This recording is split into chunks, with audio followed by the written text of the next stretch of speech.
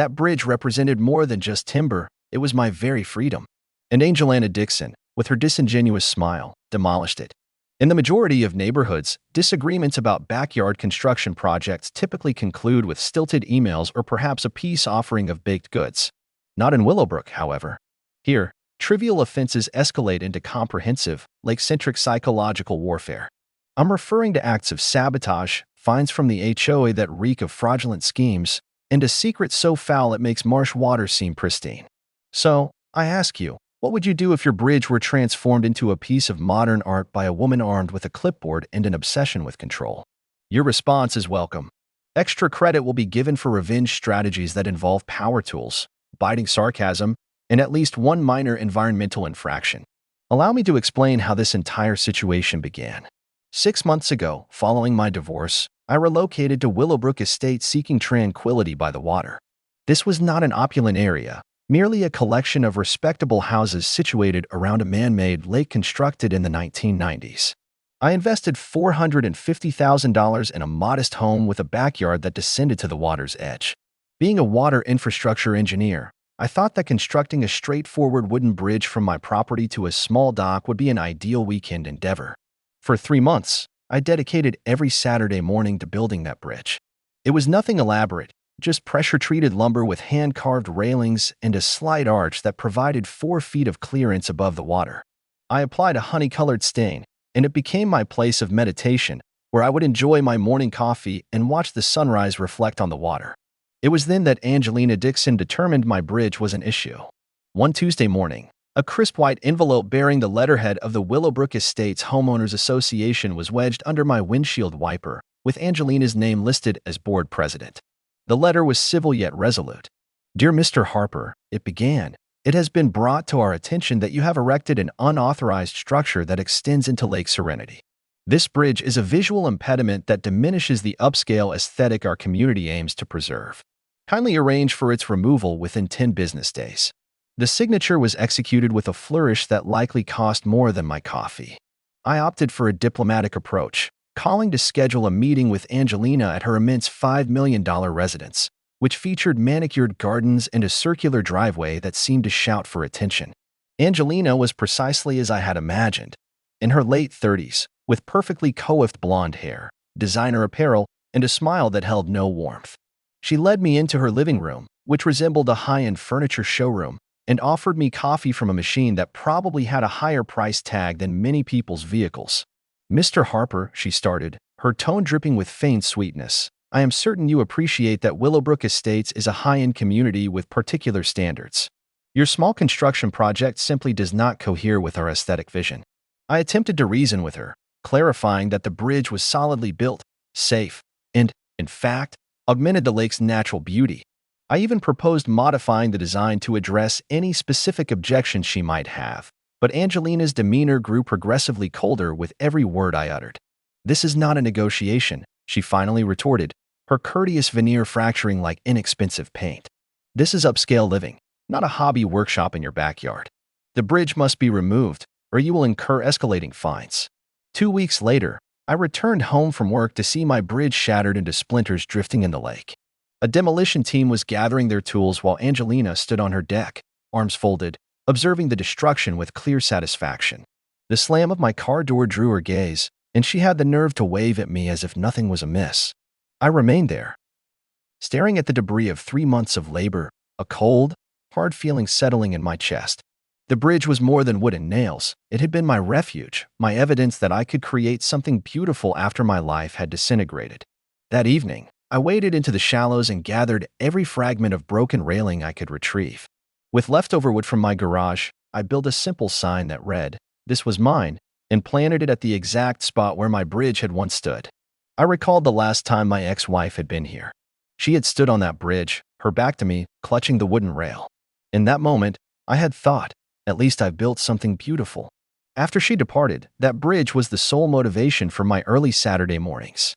Angelina hadn't just raised a bridge, she had obliterated what little remained of my faith that I could begin anew.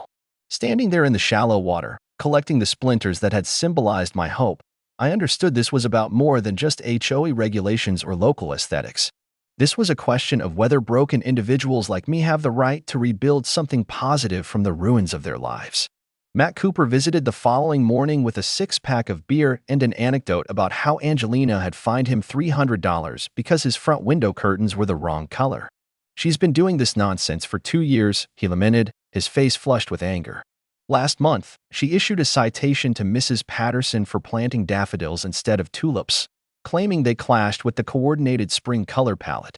Even Clara Rhodes, who typically kept to herself, came by that weekend as I was reinforcing my sign. She cast a nervous look toward Angelina's mansion before whispering, "I've been documenting everything she does. The woman is intoxicated with power, and someone must put a stop to her."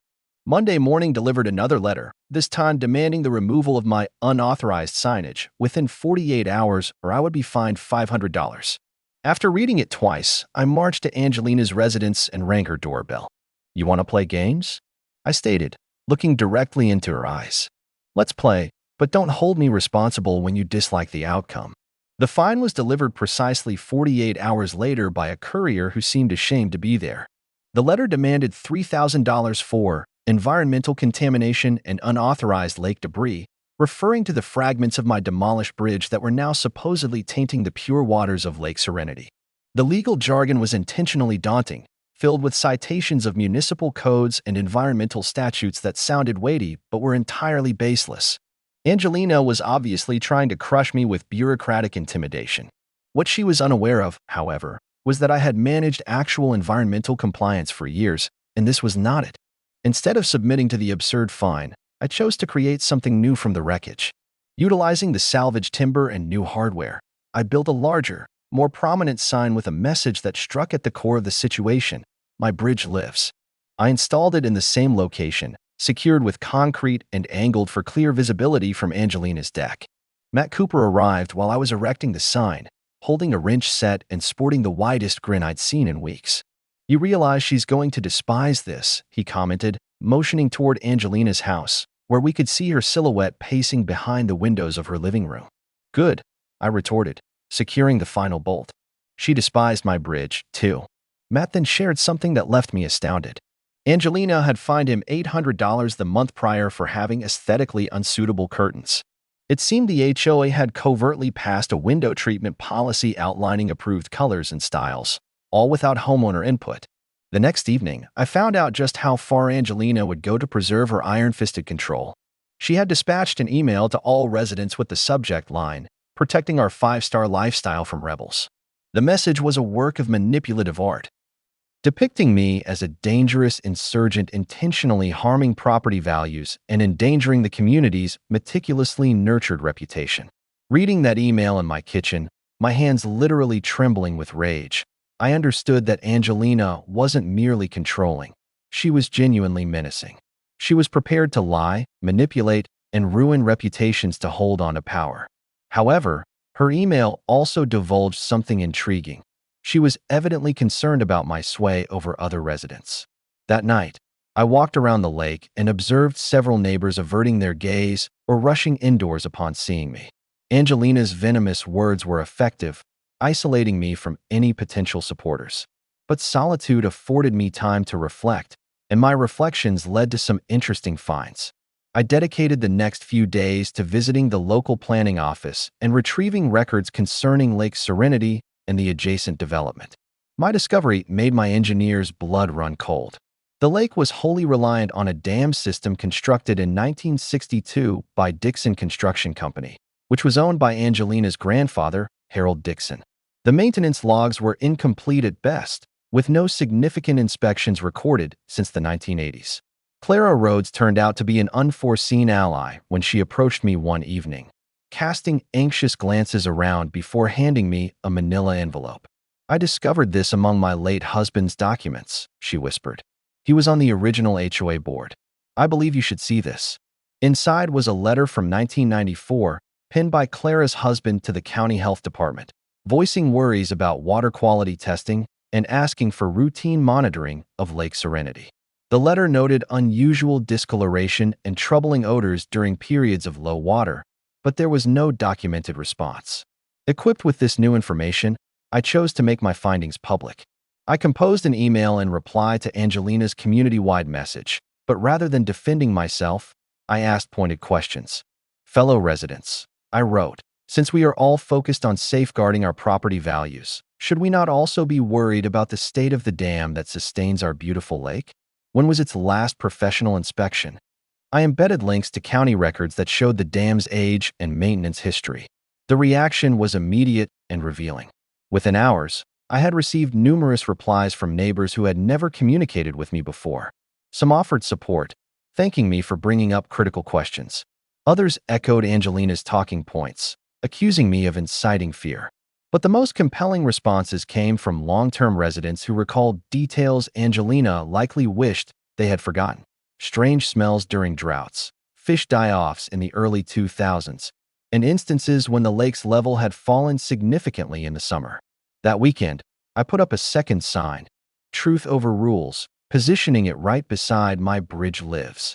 This new sign featured a QR code that linked to the public records I had unearthed, urging residents to make well-informed decisions about our community's future. Monday morning brought yet another fine, this time for $5,000 for unauthorized commercial signage and environmental fear-mongering. However, I observed something peculiar. Angelina's signature seemed less steady, and the letter was sent from her personal email, not the official HOA address. She was flustered, deviating from standard protocol and making the kinds of errors that occur when one's control is slipping. The major breakthrough originated from an unlikely place. My former colleague Jake Morrison, who was employed by the State Environmental Protection Agency. When I casually brought up Lake Serenity in a phone call, Jake's tone shifted instantly. "Zane, please tell me you're not living on that lake," he said, and the alarm in his voice made my stomach clench. It turned out that Lake Serenity had been on the state's watch list for potential environmental problems since the early 2000s, but political influence and financial limitations had stalled any serious inquiry. Jake couldn't provide me with official files, but he could direct me to public records that revealed a troubling narrative. The next morning, an anonymous manila envelope was in my mailbox. There was no postmark or return address, just thick documents that had clearly been hastily photocopied. I tore open the seal, my fingers sticking to the aged, dusty paper. The first page seemed to have been salvaged from a fire, with faded lines and smudged ink. It indicated ammonia levels soaring far beyond safe thresholds.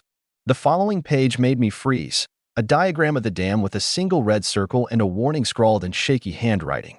If this section cracks, the lake empties in 3 hours. Next came a stack of HOA memos, all bearing Angelina's signature. Most seemed like innocuous administrative updates until I noticed recurring phrases like "keep water levels high to mask bottom sediment" and "don't alert residents, unnecessary panic." This wasn't management, it was a cover-up. A memo from just 6 months prior contained the sentence, "Continue current practices to maintain property values and prevent unnecessary panic among residents."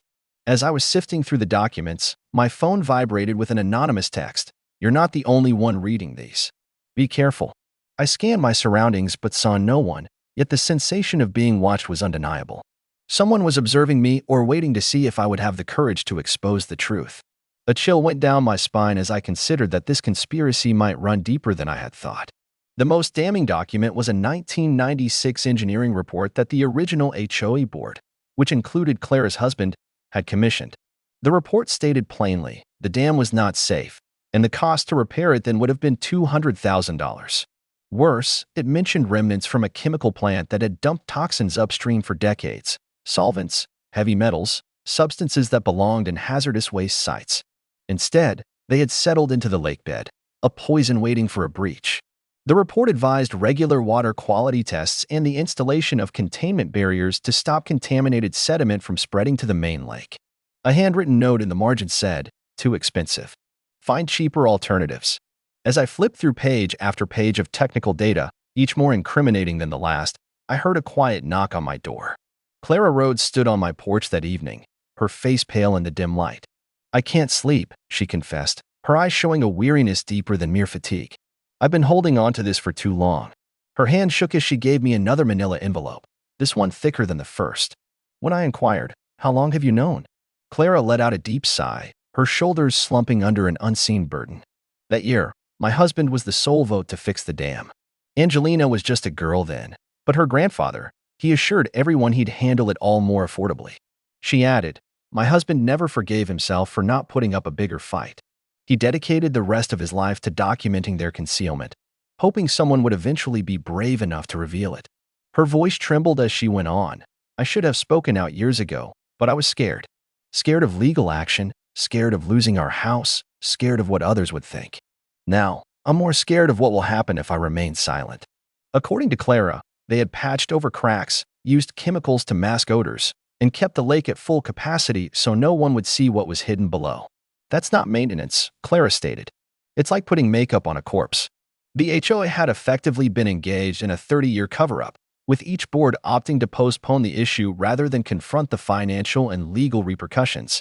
With this new understanding, I got in touch with Jennifer Walsh, a reporter for the regional newspaper who specialized in environmental topics. Jennifer was astute, seasoned, and her interest was immediately piqued as I described the circumstances. Environmental cover-ups in affluent communities are, regrettably, not uncommon, she said, taking notes as I detailed my findings. The wealthy homeowners are reluctant to admit to problems that could impact property values, and local authorities frequently turn a blind eye to evade conflict. Jennifer consented to look into the story, but cautioned that verifying the documents and conducting a thorough investigation would require time. "People like your HOA president don't surrender easily," she warned. "They tend to become more desperate and dangerous before they give up." That evening, I chose to add another sign to my expanding display. This one was more straightforward, but also more direct. "Beautiful lake, broken dam." I placed it where it would be seen by anyone entering the neighborhood, aiming to sow seeds of doubt that might prompt other residents to begin asking their own questions. The sign had been up for barely an hour when my phone began to ring. The first call was from Matt Cooper, laughing and commending me for truly agitating the situation. The second was from a woman whose pointed inquiries about water quality and property insurance indicated the message was already having an effect. But the third call came from Angelina herself, and the rage in her voice was unlike anything I had heard from her before. "You have no idea what you are meddling with," she hissed. "That lake is tied to $50 million in property values, and I will not allow some bitter, divorced loser to tear down what generations of families have established here. Take down that sign. Cease spreading lies, and perhaps I will think about lowering your fines. Continue this, and I will see to it that you lose everything you have left." The call terminated with a click that sounded like a gunshot. Later that night, as I strolled around the lake, I observed something unprecedented. A small group of 3 individuals stood on the road's deck, conversing in hushed tones. When I walked past, they fell silent, their eyes avoiding mine. However, as I neared Cooper's house, an elderly woman I didn't know waved me over. "They won't admit it publicly," she whispered, looking around anxiously, "but many of us have noticed peculiar things about this lake for years. You're not imagining things. They're just frightened of the HOA." Her words struck me like a revelation. I wasn't as isolated as Angelina wanted me to think. An undercurrent of suspicion existed, a web of whispered anxieties that fear and social conformity had kept suppressed. The community was not as united in its support for Angelina as her public image suggested. People were observing, questioning, and waiting for someone with the courage to articulate what they had all been contemplating. Later that night, I stood by the lake with a flashlight, examining the dam structure for the first time with truly knowledgeable eyes. What I had once perceived as a charming stone barricade now appeared menacing and fragile, with noticeable cracks and water leakage that no amount of superficial repair could conceal. The water itself seemed altered too, darker, with an oily film I had previously dismissed as natural algae, but now suspected might be something more ominous. The following morning brought developments that heightened the urgency of the situation. Jennifer Walsh called to inform me that her initial investigation had found evidence of at least 3 prior attempts by residents to voice concerns about the lake, all of which were quietly quashed by the HOA board. More alarmingly, she had discovered records indicating that the state environmental agency had attempted to schedule inspections twice in the last 5 years, only to be informed by HOA representatives that access was denied due to ongoing legal disputes. Angelina hadn't just been concealing problems. She had been actively obstructing official inquiries. That afternoon, I made a decision that would alter the course of everything. I called Jake Morrison again and officially requested that the State Environmental Agency perform an emergency evaluation of Lake Serenity. The state's reaction was quicker than I anticipated and more comprehensive than Angelina could have foreseen. Within 48 hours of my formal complaint, Two environmental engineers showed up with what looked like equipment from a science fiction film. They spent 3 days collecting water and soil samples and taking structural measurements of the dam. All the while, Angelina paced her deck like a confined tiger, powerless to stop them, but clearly desperate to intervene. Dr. Catherine Morris, the lead investigator, visited my house on their last day to give me an informal update. "Mr. Harper," she said, "I can't share the specifics of our official report, but I can tell you that the residents of this community must be made aware of some very serious issues here. The dam is not an immediate risk of catastrophic collapse, but it is not in good condition either, and the water quality problems are alarming." That evening, I made a choice that would either justify my entire struggle or land me in legal jeopardy for the remainder of my life. Before I could execute my plan, however, the community's suppressed worries began to emerge in unforeseen ways. The following evening, I saw a group of neighbors gathered by the Pattersons' mailbox, their voices quiet but their gestures expressive. "Who gave her the power to fine someone $300 for curtains?" one man questioned, his voice strained with frustration. "A few years back, I got a new garage door, and she issued a warning because the gray wasn't upscale enough." A woman standing nearby let out a bitter laugh. "Last year, Mrs. Patterson planted jasmine instead of tulips." Angelina sent an email claiming she was disrupting the spring color scheme. The group erupted in nervous laughter, which quickly subsided into silence. No one was willing to speak next. No one dared to bring up the lake, although it was on everyone's mind. I observed from afar as they went their separate ways, each person casting a glance toward Angelina's mansion before heading home. The fear was tangible, but so was the escalating resentment.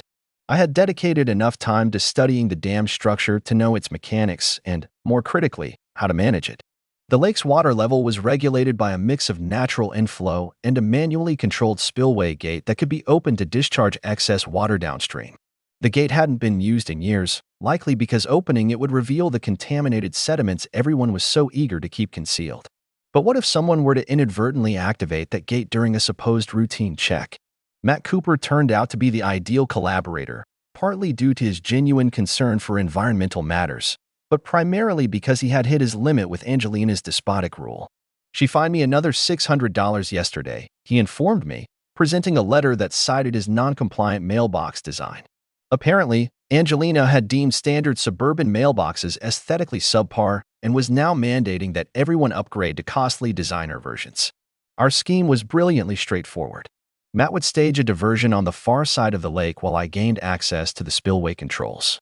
The diversion took the form of a maintenance crisis with his boat engine, complete with substantial noise, smoke, and cries for assistance that would inevitably capture Angelina's attention. While she was occupied observing the situation from her deck, I would make my way to the dam and manually open the spillway gate just enough to start lowering the lake's water level. We put our plan into action on a Wednesday evening shortly after sunset, when the fading light would make it difficult for anyone to discern exactly what was transpiring. Matt's acting was worthy of an Academy Award. His boat engine did begin to smoke, and his calls for help sounded genuinely desperate. I could see Angelina on her deck with binoculars, her focus clearly on the drama unfolding across the water. This provided the cover I needed to get to the spillway controls, which were secured by nothing more than a rusty padlock that my bolt cutters easily dispatched. The gate mechanism was old but still worked, and in a matter of minutes, I had water flowing downstream at a pace that would slowly lower the lake's level over the next few days. The initial consequences were subtle yet clear. By Thursday morning, the lake's surface had dropped by about 6 inches, not enough to alarm a casual observer, but enough to reveal the first signs of what was hidden below. The shoreline, which had always been pristine sand and small pebbles, now displayed patches of dark, oily sediment that smelled of industrial chemicals. Even more telling were the reactions from longtime residents. I saw several neighbors standing on their docks, looking perplexed and worried, obviously aware that something was amiss but not entirely certain what.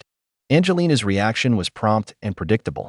By Thursday afternoon, every resident had received an emergency email stating that the lake was undergoing temporary water level fluctuations due to seasonal drainage and recent rainfall.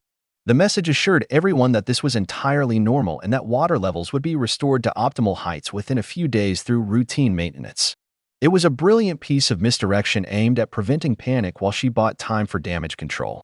Friday introduced a development I had not foreseen. A number of residents began capturing photos and videos of the exposed sediment, circulating them among themselves and raising questions that Angelina could not easily evade. Mrs. Patterson contacted me directly to inquire if I knew anything about the awful smell emanating from the lake. When I proposed that she might consider reaching out to environmental authorities to report her observations, she was immediately receptive. "I've been wondering about that smell for years," she remarked. "My late husband always insisted something was wrong with this lake, but everyone dismissed him as imagining things." The weekend delivered the breakthrough I had been anticipating. The water level had receded enough to uncover extensive areas of contaminated sediment all along the shoreline. The odor was now distinct, a chemical smell reminiscent of old dry-cleaning fluid mixed with petroleum. The visual impact was even more striking: dark blemishes in the sediment, areas of discolored water, and what looked like metal debris surfacing from parts of the lakebed that had been submerged for decades. Sunday evening brought Angelina to my doorstep, and the woman I encountered was hardly the polished, self-assured HOA president who had ordered my bridge destroyed weeks ago. Her hair was unkempt, her makeup was smudged, and her voice carried a desperate tone I had never heard before. "You have no idea what you've done," she uttered, her hands trembling as she gestured toward the lake. "Do you realize this could ruin everything? Property values, insurance coverage, legal liability. You've possibly destroyed the lives of every family in this neighborhood." But what was most striking was what she left unsaid. Not once did she deny the problems with the lake or assert that the environmental issues were fabricated. Monday morning brought the confirmation that my strategy was succeeding beyond my wildest hopes. Jennifer Walsh called to report that her newspaper had been inundated with calls from Willowbrook Estates residents expressing environmental concerns about Lake Serenity. "This story is basically writing itself," she said with clear enthusiasm. "I have residents sending me pictures, environmental test results from the state, and a paper trail of HOA cover-ups that goes back 30 years. Monday morning dispelled any notion that Angelina would surrender without a fight. She had clearly used the weekend to devise her counteroffensive, because at exactly 9 a.m., every resident got an emergency alert about a community crisis live stream set for that evening.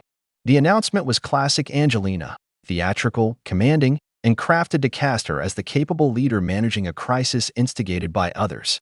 "Fellow residents," it read, "our beautiful community is under an unprecedented assault on our property values and quality of life. Join me tonight as I reveal the truth about the sabotage that is threatening our homes and families." The term sabotage was unmistakably directed at me, and I knew she was about to resort to something desperate. The live stream production on Angelina's deck was remarkable: professional-grade lighting, several camera angles, and what appeared to be a prepared slideshow with charts and graphs. She had even brought in a videographer, indicating this was more than just damage control. It was a deliberate media campaign aimed at completely reshaping the public perception. What ensued was a masterclass in manipulation and diversion. Angelina appeared in a conservative business suit, her hair perfectly coiffed, embodying the image of a proficient leader under duress. She started with a thorough explanation of the lake's minor seasonal fluctuations and routine maintenance issues, employing technical jargon and official-sounding reports to project an air of expertise and openness.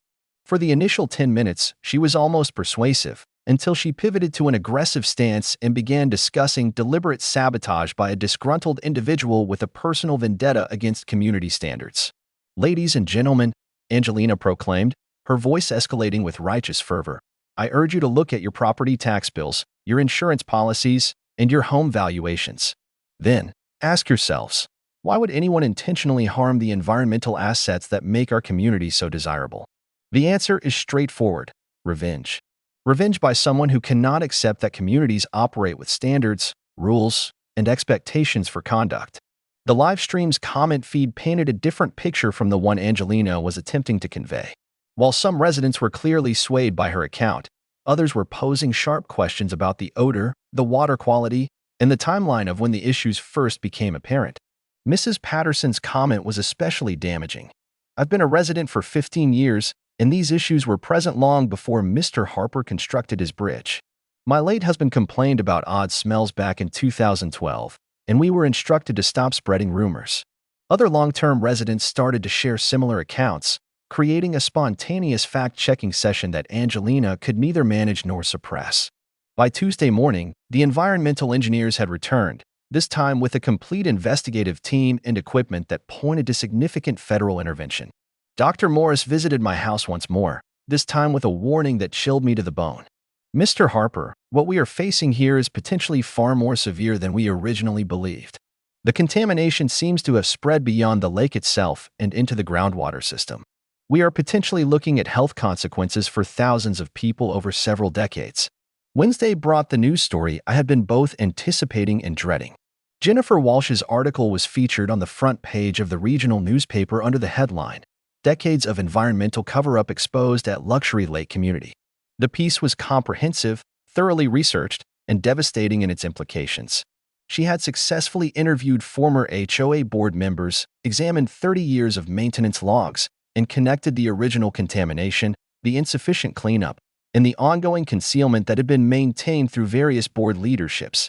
Angelina was a central figure, portrayed both as the current president who continued the deception and as the granddaughter of the original contractor who had neglected to resolve the issues. The article's release sparked an immediate crisis, visible right from my kitchen window. Television news vans started to show up before noon, positioning cameras and interviewing residents who displayed a range of emotions from shock and fury to terror. Thursday brought Angelina's second live stream, and this time, her polished self-assurance had vanished. She looked worn out, defensive, and increasingly frantic as she tried to blame everyone but herself for the unfolding disaster. This situation has been deliberately amplified by environmental extremists and a vindictive person who aim to ruin our community rather than adhere to sensible rules, she asserted, her voice trembling with emotion. The so-called contamination is minor, controllable, and presents no immediate danger to anyone. What is dangerous is the panic and property damage being instigated by irresponsible journalism and intentional fearmongering. But the real turning point occurred when Clara Rhodes called into the live stream. Her voice steady and resolute as she refuted everything Angelina was claiming. "I possess documents that prove this HOA has been aware of serious environmental issues for more than 20 years, Clara declared, disregarding Angelina's attempts to silence her. "My late husband fought for proper repairs in the 1990s, and he was overruled by a board that included Harold Dixon, Angelina's grandfather. Friday morning delivered the last piece of evidence I needed to grasp the full extent of the situation. An anonymous envelope in my mailbox held photocopies of insurance claims going back to 2008, all connected to unexplained property damage that had been resolved quietly without any investigation. The claims revealed a pattern of systematic damage control, mysterious water damage in basements near the lake, landscaping issues that necessitated costly soil replacement, and even pet health problems that had been settled through confidential veterinary agreements. The HOA had not only been concealing environmental problems, they had been paying to hide the evidence of the harm those problems were inflicting. That afternoon, I made a choice that felt both unavoidable and frightening. I went down to the spillway controls and opened the gate all the way, letting the lake drain at its fastest possible rate. Within hours, the water level plunged, revealing decades of contaminated sediment, buried trash, and industrial waste that no amount of denial could rationalize. Sunday morning revealed a scene that no amount of forethought could have made less startling. After the spillway gate had been fully open for 36 hours, Lake Serenity had morphed from a scenic water feature into what resembled an archaeological excavation from a nightmare. The exposed lakebed showed layers of contamination that chronicled decades of environmental neglect, rusted metal drums, pipes that clearly had no place in a natural environment, and sediment so steeped in chemicals it had an unnatural iridescent sheen. The stench was overpowering, a blend of petroleum, industrial solvents, and something that unpleasantly brought to mind formaldehyde. The visual effect was catastrophic, but the human spectacle unfolding around the drained lake was even more impactful. Families stood along the former water line, capturing photos and videos, their faces a mix of horrified fascination and righteous fury. Children pointed at the uncovered debris, asking questions their parents were unable to answer. The media's reaction was swift and massive. By midday, we had camera crews from 3 television networks, 2 radio stations, and 4 newspapers documenting the environmental disaster that had been concealed beneath our supposedly immaculate lake. Reporters were having a field day with the story, wealthy homeowners unknowingly residing above an environmental hazard, an HOA that had hidden dangerous contamination for decades, and a whistleblower who had literally emptied the lake to reveal the truth. One television journalist stood before the exposed contamination and announced, "This is what 30 years of environmental cover-up looks like when the truth is finally brought to light." Dr. Morris and her team returned in full force, this time in complete hazmat gear as they gathered samples from the exposed sediments. Their initial findings were alarming. Heavy metals at concentrations exceeding EPA safety limits by factors of 10 or more, organic solvents posing serious health threats through both skin contact and inhalation, and industrial waste that should have been specially disposed of decades earlier. Monday brought the legal onslaught I had been anticipating but also fearing. Class action lawyers descended like sharks smelling blood, establishing temporary offices in the community center and offering to represent residents in lawsuits against everyone from the original developers to the current HOA board. Environmental attorneys were looking into potential federal offenses that could lead to criminal charges. Insurance adjusters were performing emergency evaluations to ascertain coverage liabilities for contamination that had been intentionally hidden. The tranquil suburban enclave had transformed into a legal war zone with numerous competing interests and potential liabilities soaring into the hundreds of millions. However, the most stunning development was Angelina's complete public breakdown during what would be her final live stream. Looking haggard and clearly spent, she made increasingly frantic efforts to manage a narrative that had entirely slipped from her control. This contamination is the result of recent illegal dumping by environmental terrorists, she proclaimed, her voice strained. Zane Harper and his associates have deliberately poisoned our lake to advance their radical agenda. The tipping point came when Matt Cooper called into the live stream with information that demolished Angelina's last shred of credibility. "I've lived here for 8 years," he stated, his voice calm and deliberate, "and I have photographs from as far back as 2015 showing discoloration and debris in areas that are now exposed.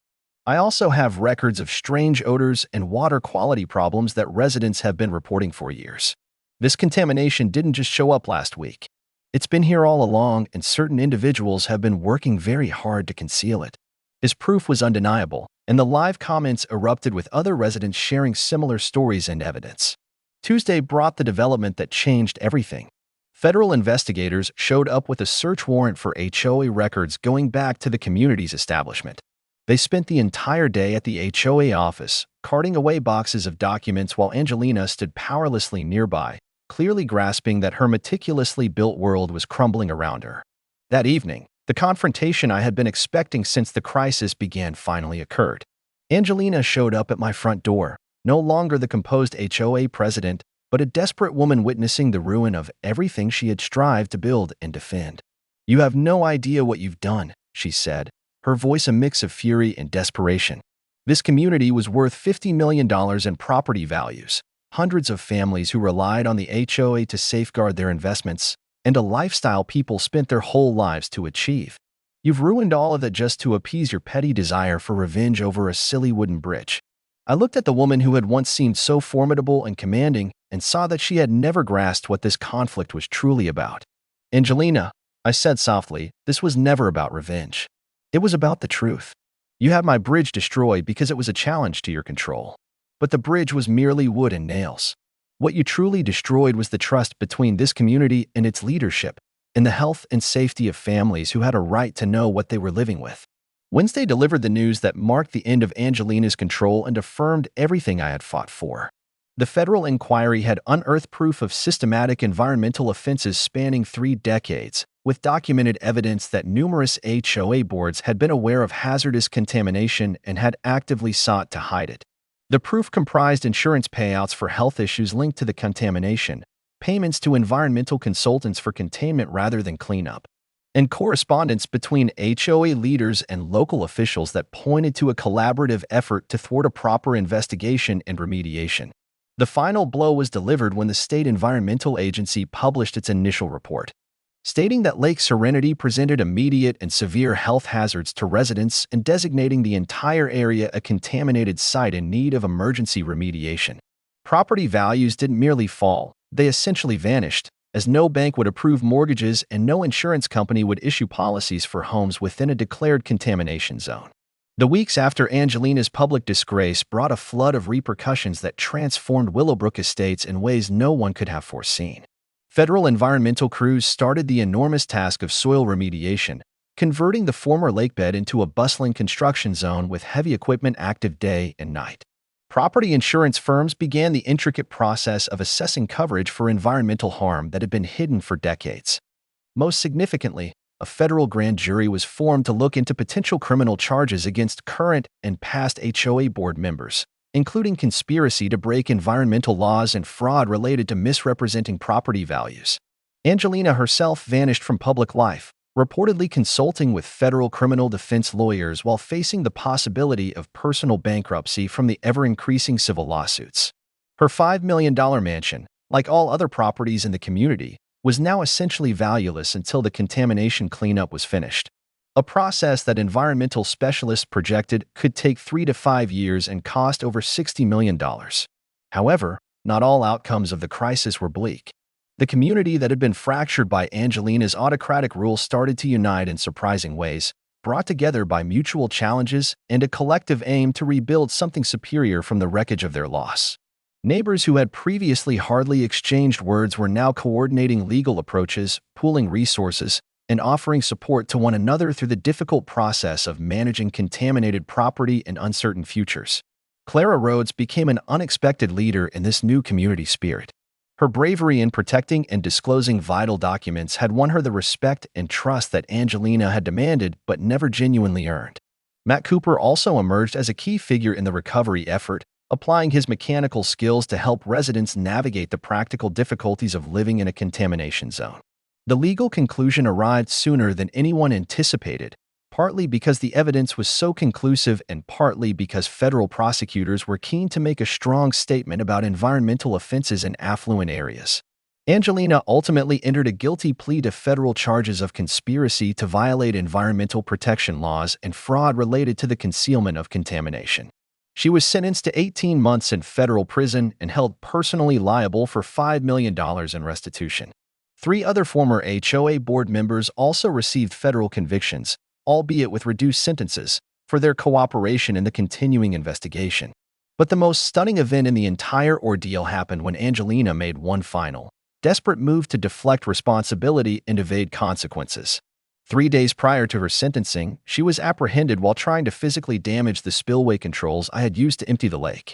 Security footage showed her attempting to smash the gate mechanism with a sledgehammer, seemingly in hopes of causing a flood that would refill the lake and hide the evidence of contamination. Matt Cooper, who was walking his dog near the spillway, was the one who dialed 911, potentially averting a catastrophe that could have inundated several downstream neighborhoods. She was completely unhinged, he later told authorities, yelling about how she was going to fix everything and show everyone the truth. It was obvious she had completely lost her grip on reality. The sabotage attempt led to more federal charges and cemented that Angelina's final public appearance would be one of destructive desperation, not dignified acceptance. 6 months after the lake was emptied, I stood at the same spot where my wooden bridge once linked my yard to the water, but I now looked out at a meticulously managed environmental cleanup. The contaminated sediments were being professionally excavated and treated. The underlying soil was undergoing advanced remediation, and environmental engineers were planning a new water system that would be safe, sustainable, and properly regulated. The new bridge I had constructed to replace the one Angelina had demolished was smaller and simpler than the first, but it fulfilled the same function, connecting my property to something greater and more enduring than the artificial charm created by deceit. Several neighbors had asked for my help in designing similar structures for their own properties, and I had discovered a real sense of fulfillment in creating something practical and sincere, rather than engaging in struggles over power and authority. That evening, I sat on my new bridge, smaller, simpler, but authentically mine. Matt joined me, cracking open a beer. Clara arrived with ginger cookies, placing them down without a word. None of us brought up Angelina. We didn't have to. We simply sat, listening to the far-off hum of heavy machinery at the cleanup site. And I knew, this time, what I had built was not just a wooden bridge. It was a genuine community, built on truth instead of falsehoods. The most unforeseen turn of events occurred 8 months after the crisis began. I got a letter from another HOA in a different state where residents were facing similar problems with authoritarian leadership and possible environmental concealments. They had learned about the Willowbrook Estates case from national news reports and were seeking guidance on how to investigate and tackle issues in their own community. Your courage in challenging injustice has been an inspiration to people all over the country, the letter stated. Would you consider sharing your story and helping other communities prevent the kinds of mistakes that led to your crisis? Sitting on my new bridge that evening, reading that letter as the sun set over the remediation site that would one day be a properly managed lake, I came to a realization: the fight for justice is never truly over. It simply relocates to new areas where people need the courage to prioritize truth over comfort. Angelina Dixon had shown me that power without accountability inevitably leads to destruction. But the community's reaction had shown me that ordinary people can choose justice over self-preservation when they are provided with accurate information and authentic leadership. The final chapter of the Willowbrook Estate saga is still unfolding as the environmental cleanup progresses and families gradually put their lives and their community back together. Property values might never completely bounce back, and some residents may never fully trust community leadership again. Yet, something more precious than financial stability has surfaced from the crisis: a neighborhood that cherishes honesty, supports its most vulnerable, and recognizes that true community strength is derived from a shared dedication to truth and justice, rather than a shared commitment to upholding profitable deceptions. As I finished reading the letter asking for my assistance in another community struggle, I gazed out at the muddy construction site and smiled. Angelina had demolished my bridge because it symbolized independence and a defiance of her authority. But in doing so, she had unwittingly taught me that some bridges are worth erecting again and again, regardless of how frequently powerful individuals attempt to demolish them.